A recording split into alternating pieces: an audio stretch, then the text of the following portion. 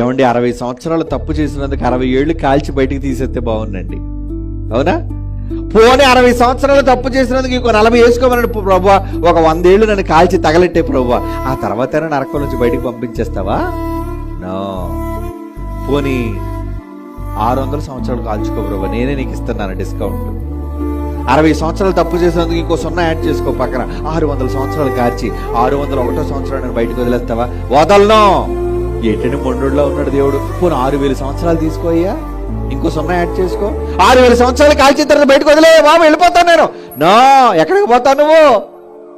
ఏమండి, 6 కాదు, 60 కాదు, 600, 6000, 6 కోట్లు, అనంతకాలం. అనంతకాలం. ఆత్మకు చావులేదు కదా. చేసిన తప్పులేమో కొద్ది కాలం, శిక్ష అనుభవిస్తున్న కాలం శాశ్వత కాలం. ఎంత భయపడాలండి మనిషి? నరకానికి భయపడాలండి. మీరేంటంటే దెయ్యాలకు భయపడుతున్నారు. అయ్యయ్యో, తప్పుడు కథలకు భయపడిపోతున్నారండి. మనుషులు పెట్టే భయాలకు మీరు భయపడుతున్నారండి. అవన్నీ నిజాలు కాదు, అబద్ధాలు. మీరు భయపడాల్సింది నిజానికి. అది బైబిల్ చెబుతుంది. దేవుడు మిమ్మల్ని నిలబెడతాడో. దెయ్యాలకు భయపడుతున్నారా?